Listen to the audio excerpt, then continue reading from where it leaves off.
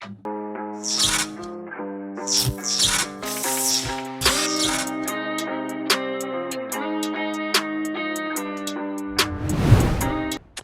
guys. Welcome to Real Reds Talk. This is your weekly news show hosted by myself, and alongside me, of course, we have Mr. Daniel Raj. Welcome to the show, Dan. How are you doing, sir? Yeah, I'm doing good, Nick. So apart from football, I'm having now a cold drink in a coffee mug. So it's like that, the football. Me and you both, mate. Me and you both have to down the thing coffee. is, I'm having cold drink inside a coffee mug. So that's how the transfer business is going on now. Oh, I was saying I'm having a lot of coffee to try and keep up with all the transfer news that's going on at the moment. But yeah, for anyone who hasn't seen this show before, it's basically us two bringing you all the latest news surrounding Manchester United and giving you our opinions on them, as well as receiving yours in the comment section. Today, there's a lot of stuff going on around United at the moment, including general news, transfers, potential clashes between players, and much more. So make sure you hit that subscribe button and the notification bell so you don't miss out on any of it. Just a quick one before we get into the stories. United players back at training today, I believe. I've seen our new signing, Dan, in Donny van der Beek in his new training kit. You wouldn't think he's been here for 2 years, but you know what I'm waiting for? I'm waiting for that picture of him and Ten Hag, because they know how many clicks that's going to get in it on social media. You just know. As soon as you put him with arm around him saying reunited, I guarantee that picture will be out in the next sort of 2 to 3 days. So yeah, the new players back in training today, new training kit, but the same players, unfortunately. Ten Hag's first official training. So I wonder what's going through his head right now, probably telling the board that he needs more players than he first initially thought. But yeah, are you excited for the return of football, Dan? Oh, your audio. Yeah, especially when you mentioned about Donny van der Beek, because I think there was a video in United app where they have shown the players entering the facility. Yeah. So you can see the smile on Donny van der Beek's face, so you know that he's excited. So too I am. What do you think about Martial? I've seen a picture of Martial, and I've seen the kind of Martial FC fans like retweeting it and saying he's ready for this next season and blah blah blah. Do you think he'll feature next season? Or do you think he'll go out on loan? It's like for everyone, it's like a clean slate. So I think everyone will get a chance, at least in this preseason, everyone will get a chance. So based upon their performance, Ten Hag will decide on whether he'll be useful or not. By the look of it, it seems like he will be used in this current season. So yeah, it's a weird one because I look at his ability, and I think I could see him working in a system if he gives full 100% commitment. And trains hard every single day. I don't see why he couldn't be a backup to Ronaldo as a striker and then play on the wings whenever we need him there. But yeah, I guess we'll have to wait and see what happens with that. The thing with Martial was like our concern was like he looks a bit lazy whenever he's on the pitch. Yeah. So I don't think Ten Hag will take that. So yeah, he definitely has to be more active than before. So if he is more active than before, then it's good for the team as well, because we know that he has the ability. But that when that laziness comes into his play, then where his standards comes down. So I think Ten Hag will not take being lazy on the pitch. Yeah, and I think we're going to need reinforcements in most positions to go. Even if it's a player like Martial, you may have to take a chance on him, because I always say, but we're going to neglect players in certain positions in midfield, attack, defense. So yeah, wait and see what happens with Anthony Martial. Talking of midfielders, Dan, do you want to run us through the first news story, if possible? Yeah, the first story is from the Sky Sports, where Marcel van der Kraan, he mentioned that Frankie de Jong has not even been playing in his best position at Barcelona, as that's where Sergio Busquets has been playing. That's one of the key reasons why he thinks he might have a better role under Erik ten Hag at Manchester United. So this thing actually a bit confuses me, because I personally do not see Frankie de Jong as a CDM, even though he has played in that role. I think recently he played for Netherlands in that role, and he looked very good. But this Premier League is a different beast, and you know that the center defensive midfielder will have to be strong enough, and the physical involved in this league may not be of that level in other leagues. So it's definitely the one of the highest level of physicality you need in that, and even also in that particular center defensive midfield role. But if Ten Hag is planning for something like playing him as maybe like a defensive midfielder, if Ten Hag thinks like that, then maybe we can give it a go for that. Because even I also think that maybe he can try with three box-to-box player in the midfield, like Van der Beek and Frankie De Jong and Bruno Fernandes, with all the three helping out in the defense. So maybe that type of system he's looking for. I'm not sure about that. We'll figure it out. But yeah, if he's planning for this something, then I'm a bit okay, because we are not looking for any CDM as a thing stands. So maybe Ten Hag might be planning for something like this in the play style. Again, it might be a case of like he kind of has to, because he's got that many positions to prioritize. Dan, it might be just a case of, you know, he'll do a job there. He'll be decent. Like, I think he's got the qualities to take it off a back four and dictate play, like say a Michael Carrick or someone like that. Yeah. I'm not sure about his positional sense, defensive flair, but I know the type of player he is. He isn't a destroyer who likes to break up play, anchor the defense and play with physicality. He's just not that kind of player. He's a great dribbler, great ball carrier, and he's got, you know, the kind of eye of the needle passes, and he's got a great passing range as well. That is how I would describe De Jong. I think if you play... Yeah. Sorry, go on. Yeah, I think comparing with Sergio Busquets doesn't make sense, because Busquets is more like a physical player. Yeah. I don't think that that comparison is right at this moment. But yeah, we have seen that he has played in Netherlands, so I think we still have a chance for him to see playing there. I think one thing is, when you come up through the Ajax academy, me and Sam have discussed this numerous times. You get taught to play numerous positions all throughout the midfield. So I think he could do a job there. But the issue is, at the moment, Dan, we've got players who put there who can do a job there at the moment. He's obviously better quality than them, but he isn't a specialist in that position. You need a specialist and De Jong. I think we all need that. But for me, I think if you play more of a possession-based game, it could work, but you'd have to be careful in the transition and maybe have like Fred to balance it out. So if you had a midfield, you have like Fred's legs, energy, you know, to get about the pitch, intercept, cut out play. And then you've got De Jong, who's kind of dictating play, controlling the game, conducting it. And then Bruno as like the attacking force. It might work. I'm not entirely sure. I'm really interested to see how the dynamic works, though, either way, whatever midfield Ten Hag kind of goes with. Interesting. We'll put that to the viewers and see what they think about that. What midfield do you guys think we're going to have going into next season? Because there's numerous combinations. It could be McTominay, De Jong, Bruno. Could be Donny, Fred, and De Jong. And he could put out Bruno onto the left-hand side, like how we used Dusan Tadic at Ajax. You just never know. But if it was to take, you know, a hazard of a guess, Dan, for next season, what do you think? Midfield three, or what would you go with? Let's say, if I think if we are not buying any CDM, then I would love to see Donny van de Beek and Frankie De Jong and Bruno in the midfield, with all helping out in the defense. So like box to box. But I'm not sure to what extent it will work out. But yeah, I would like to try that combination in the midfield. Yeah, and you mentioned box to box there. One person who's gone from United's box to Austria's box, you see that segue there, is Ralf Rangnick. And this is coming from Simon Stone. So he says, Ralf Rangnick's forthright observations in press conferences may have gone down well with the media, president and fans, but Murtagh didn't feel it was right for him to express them and was concerned no attempt was made to protect United's reputation.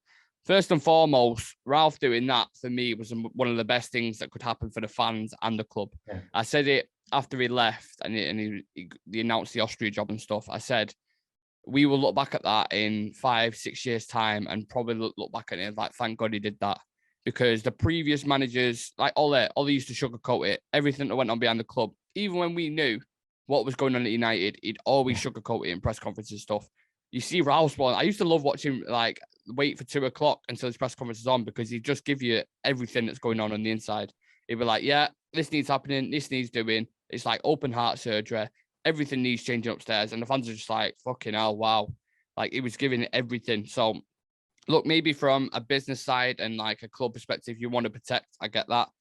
But what he did for us and what he did for the club, I think will go on for many, many years. I think Ralph was definitely annoyed with all the stuff he had to deal with. He probably didn't anticipate how much stuff was going on. Like, you think back to the December and January month, or everything that happened, players leaving, players getting arrested, like underperforming, like seriously underperforming, basically throwing him under a bus, which he's done countless times before.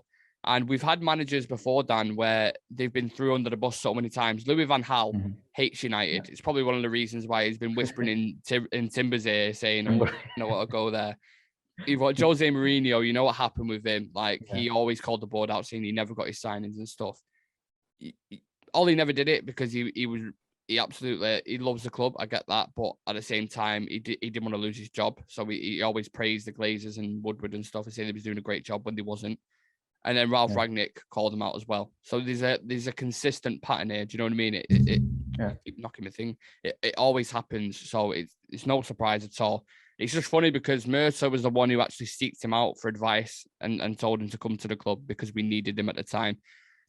He brought him in for his experience and ruthlessness. You can't then turn around and be angry because he's done the right thing and explain what needed. It's like, you know what I mean? That's the whole reason why he's hired him, to highlight these issues and address him. He's highlighted him and gone, maybe you can just go, mate. Like, it doesn't make sense to me at all. But yeah, just give us your thoughts on that, Dan. What do you think? Yeah, he has done actually a great job, at least highlighting the things that has to be changed there. And talking about the reputation, I don't think we still have any reputation of that which we had 10 to 15 years back. Yeah. And what's the point of hiding that, like safeguarding that reputation when you don't have that? True. At the same time, you have seen that Ragnick, he's like a crystal clear, and he has been transparent enough. And it's not like it was hidden from the fans. We all know how the club is run. There was no one to speak that thing on the mic. So Ragnick was one of the person who just voiced it out and just highlighted those things. And maybe that could have whatever he has done may have brought in a change in this club and initiated something in the club for the change, for the betterment of the future. But yeah, even you and we both wanted Ragnick to stay here in the club, and even ahead of Ten Hag, I think, because he is like a person who says it out as it is, and he will not take the crap like what Pogba was doing and other players like Lingard are doing. So yeah, he was a good person, for a good surgeon for the club. But the board will never like that surgery to happen. So that's one of the reason, this saving this reputation. That's one of the reason why we are still here, and without any new signings here. Still, that process is still going on. So I think we need that type of persons to be there in the club. But unfortunately, we have the board, the powerful people above them, who don't want such people in the club. Yeah, it just goes to show, Dan, how much can happen in 6 months' time. Because when he came in after Ollie gets sacked, after we were waiting for it to happen for ages, after we got battered off Liverpool, City, international break, you're thinking, what's going on? We come back, still don't sack him. We get slapped by Watford 4-1. Then you're like, finally, it's happened. Everyone starts researching these videos of Ragnick in press conferences and stuff, like all the relaying his intelligent thoughts, giving out ideas on tactics. And everyone's like, what the fuck are tactics? Because anytime Ollie got asked about tactics in a game, he'd be like, oh, well, you give it him and he goes forward and they work hard, they graft and like all this kind of stuff. And you're just like, the game is so detailed now in tactics. You listen to Pep Guardiola or Jurgen Klopp or anyone like that, they are like deep dived into that. And Ollie never really did that. So when we had the potential of Ralph coming in, everyone was so hyped and so buzzing. You take that 6 months down the line, he's not even at the club anymore. Everything's been exposed and a new manager's in. Do you know what I mean? So a lot can happen in 6 months' time. Yeah. Now moving on to the next one. It's from Simon Stones, and he said that Manchester United squad was split last season after a disagreement over the captaincy, with Cristiano Ronaldo at its core, which left Harry Maguire unhappy. So this was one of the decisions they should have taken last season itself, when Ronaldo was signed. And I've always said it that whenever Ronaldo is there in the club, he should be the captain, and he is the ideal leader. He has won everything, and the most experienced person in the club, and he always sets the standard. And I know that half of the fan base, they want Bruno to be captain at this moment, but I don't think it will set well, because again we'll go back to the same last season scenario where the dressing will be again split up into two.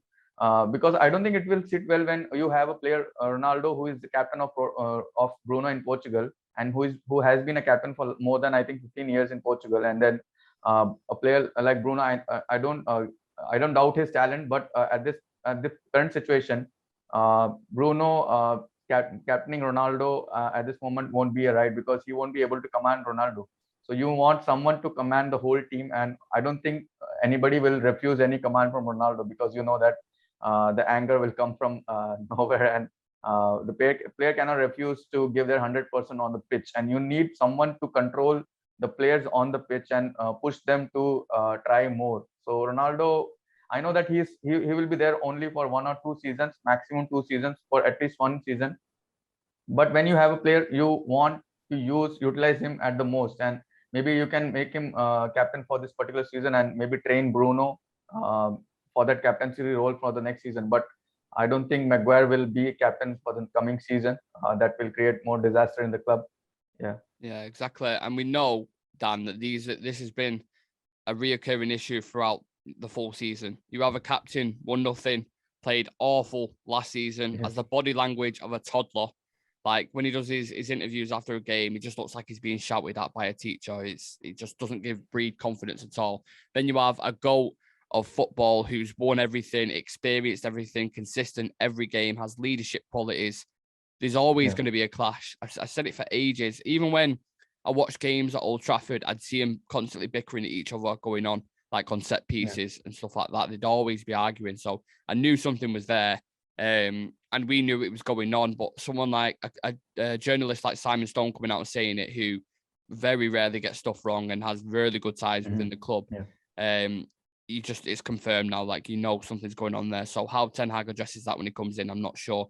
You can see from both sides why you would be unhappy. Maguire was the captain before Ronaldo came in.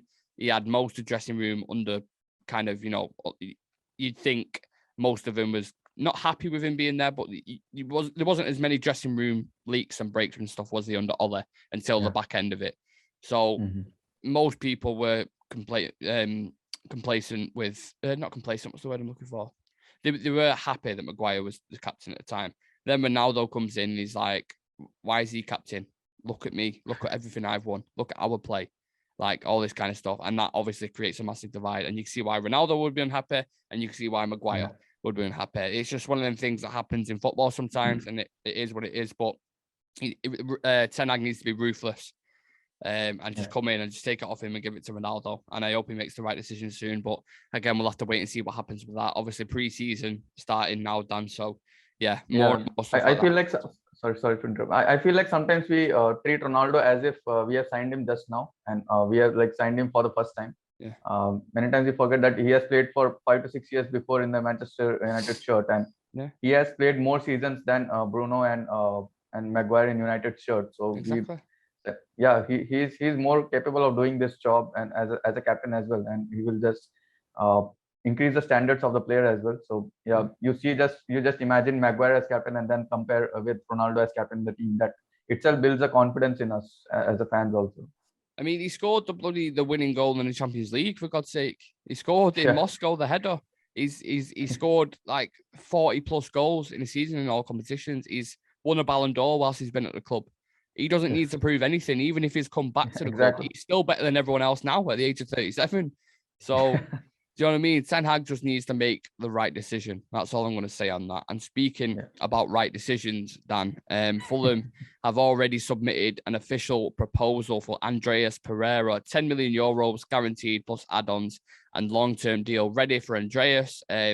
United and Fulham are prepared to accept, but still waiting for player to make his final decision next week. Thank God we've actually sold someone, or nearly sold someone. I don't want to speak too quick, but there may actually be no preseason Pirlo this year. It's like Santa Claus, like a shit Santa Claus. There might actually not be a preseason Pirlo this year, which is crazy. It's one of many players that we need to get off the books alongside another 5-6 players that should go. But I think if we can get, first of all, he should have gone about 4 years ago. We've just been loaning him out, and he's just basically kept the same value. He's not increased anything at all. So it's like a waste of time, again, like most players.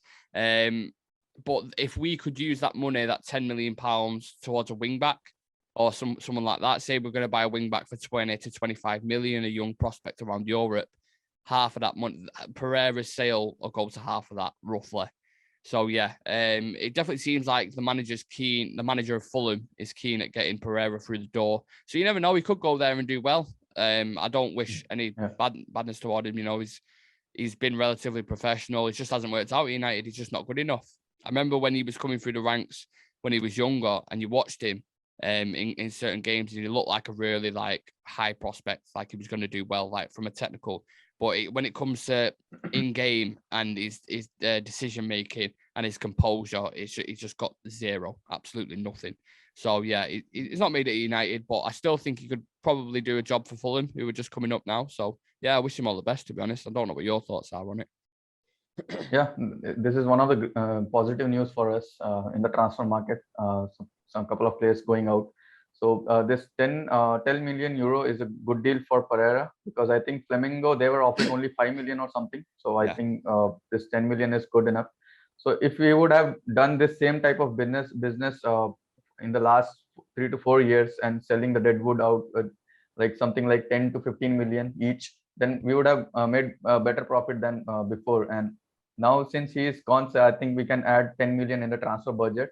So that will be a positive news as well. So for me, I think it's just like a advantage for us, because I don't want him to make some personal decision, like he wants to prove himself here, and like what Lingard did last season. So I don't want him to take those decisions, because you know that you are a midfielder and you have players like Bruno Fernandes and De Jong, then Van de Beek and other midfielders ahead of you. You will never get a chance. Not even maybe you will not even get chance to play in the secondary games. So yeah, definitely you have, if you, and he said that he wants to play regular football, then definitely this is going to be a best option for him.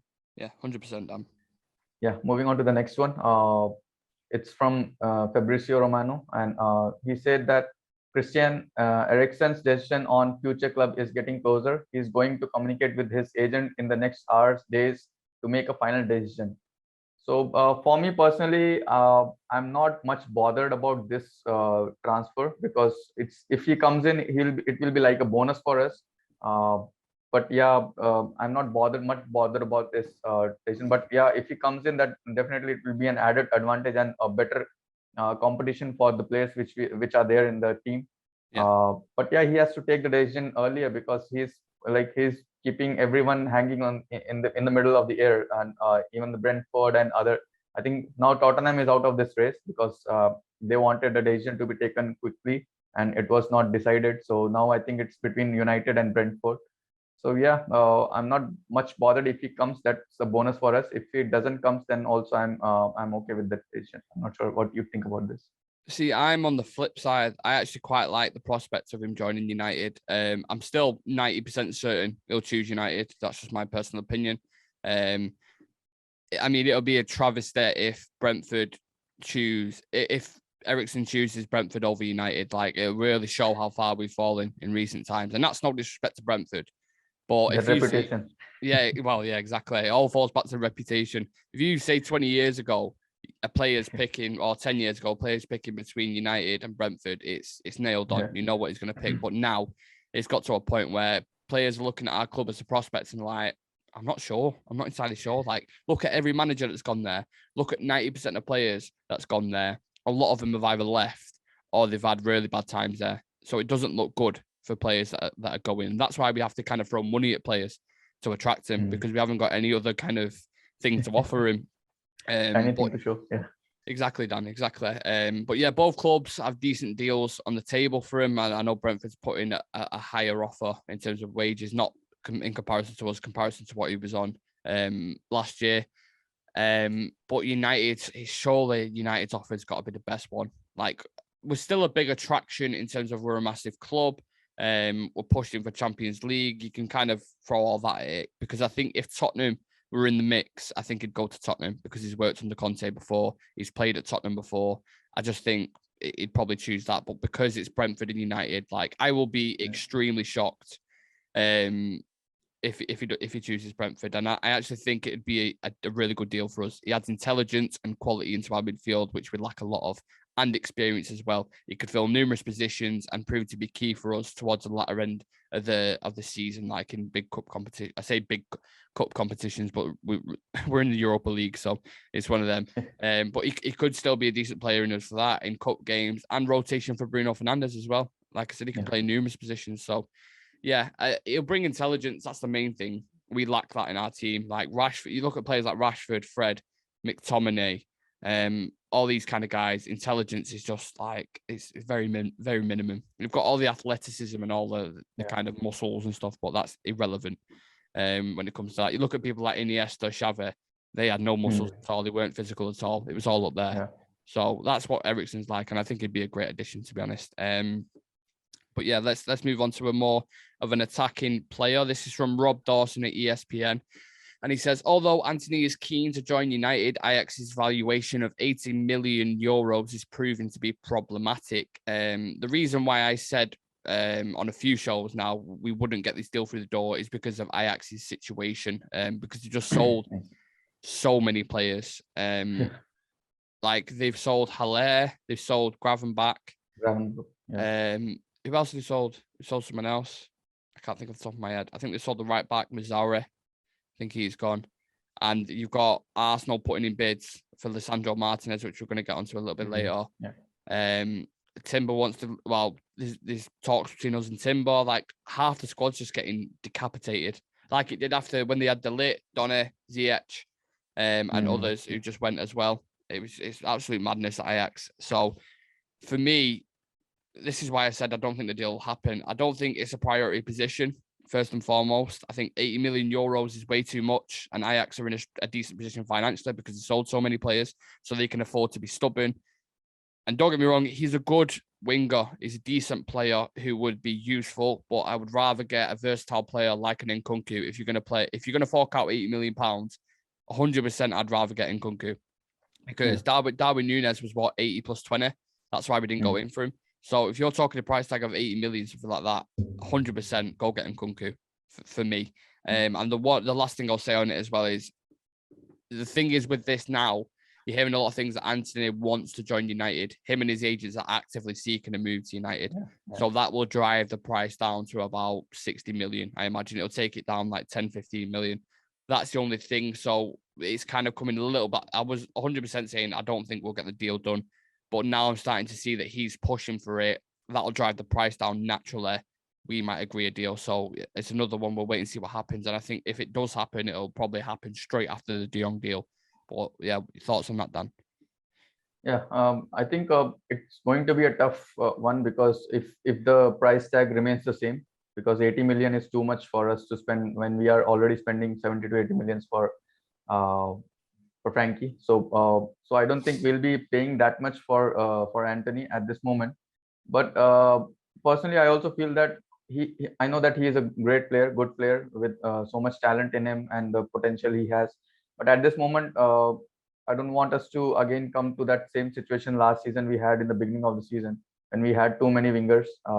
Now we have Martial, Rashford, Elanga, and Ahmad is coming back. I'm not sure whether he'll be playing. Sancho is there. So we already have 4 to 5 proper wingers at this moment. With Antony coming in, so it's going to be a bit tough decision for a manager to take. But yeah, but if we can get him for 40 to 50 million, somewhere around that, I think that will be a good deal. And also we can include if Martial is going out, and then Ajax should be a better place for him. And for it will work both. It will work well for both sides if he can be used in this deal. But for now, I think it's going to be a bit tough. We getting Antony, but he is pushing it for the deal. But until it comes down to somewhere around 60, I don't think we'll be paying that much amount for this player, at least for this season. Yeah, 100%. What's the next article we've got coming up? Yeah, next article is about it's from Romano via caught offside, and he states that Manchester United are active on multiple deals, including discussions with Ajax on Timber, Lisandro Martinez, and Antony. So again, the same thing. We have seen that Ajax has already been selling players, and already a couple of players has gone, and now they are linked with everyone. I think now Martinez also have been reached out by Arsenal. If I'm not wrong, they have already placed a bid for him. So it's going to be very tough for us to get at least one or I think even one or two players from Ajax, because they don't want themselves to be in a situation where they have to rebuild their whole team again.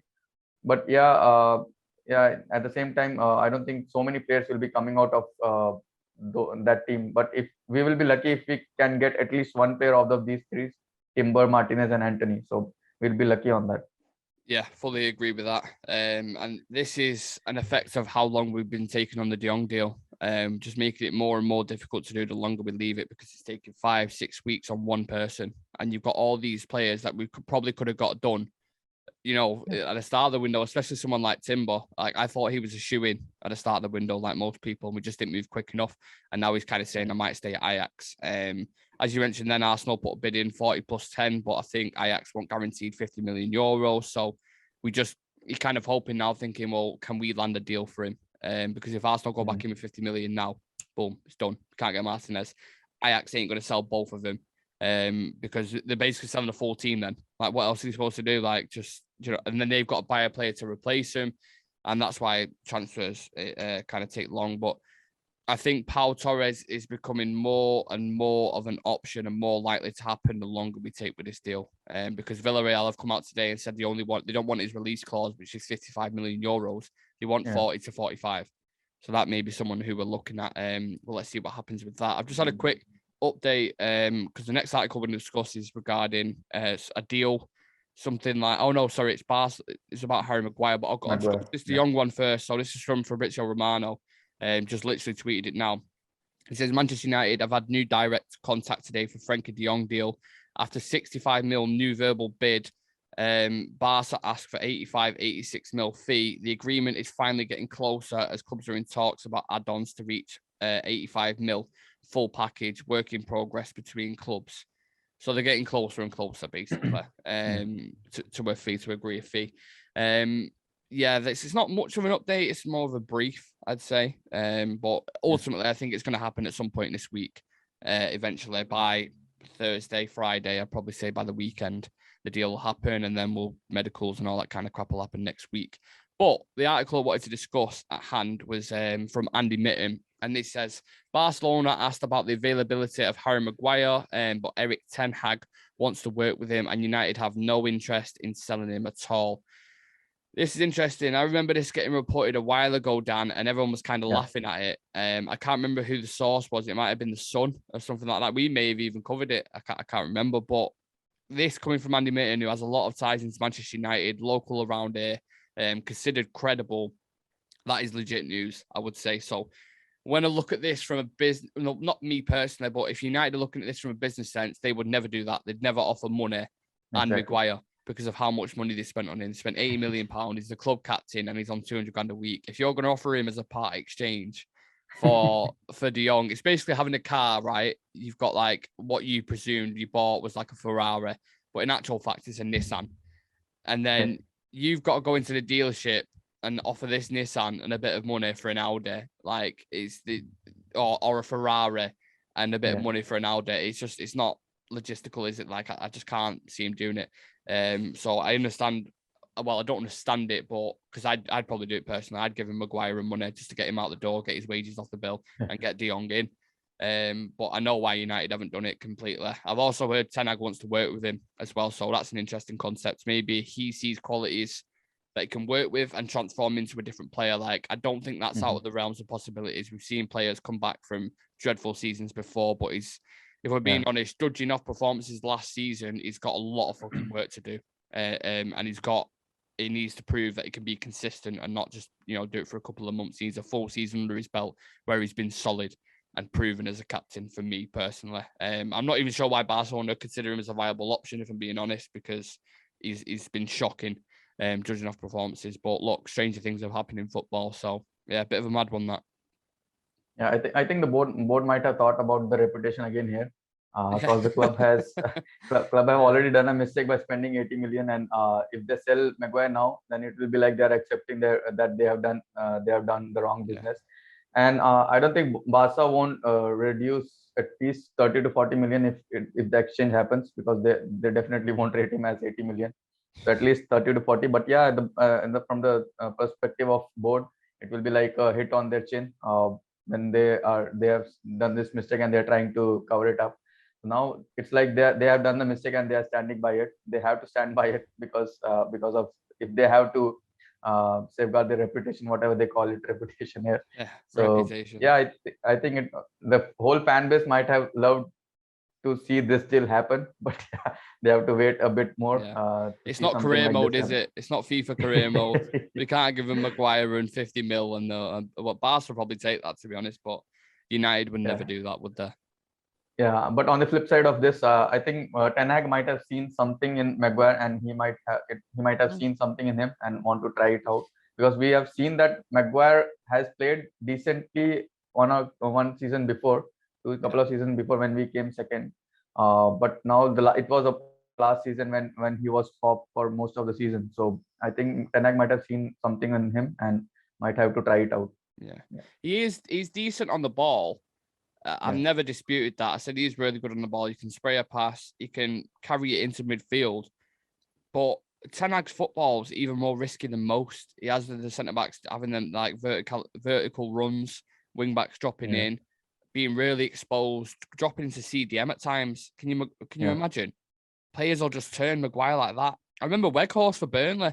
When Weghorst dropped into the midfield, like as a false nine kind of position, Maguire followed him, like ran after him, and he just got spun like that. And Weghorst isn't like the most agile player. Do you know what I mean? So I really don't understand it. Maybe Ten Hag sees something. And look, I'm not a coach. I don't have any badges or anything like that. So and it's another one. I'm actually looking forward to see how he transforms certain players, because if he gets a tune out of Maguire, Rashford, all these players, and makes them look like world beaters, like he must be a golden goat, because I haven't seen managers get a tune out of them, to be honest. So it'd be very interesting to see. But yeah, that's the roundup complete, Dan. That is it. Thank you for watching the show, guys. Make sure you hit that subscribe button and like the video if you've received your weekly news fix. Just to let you know, we've got a head-to-head dropping tomorrow where we'll be comparing two very interesting players. So keep an eye out for that on our Instagram, and make sure you follow us on socials, TikTok, Twitter, so you can keep up to date with content and transfer news. Thanks for joining me, Dan. Thank you for the support from you lot. And yeah, we'll see you in the next one. Take care, guys. Peace. Cheers.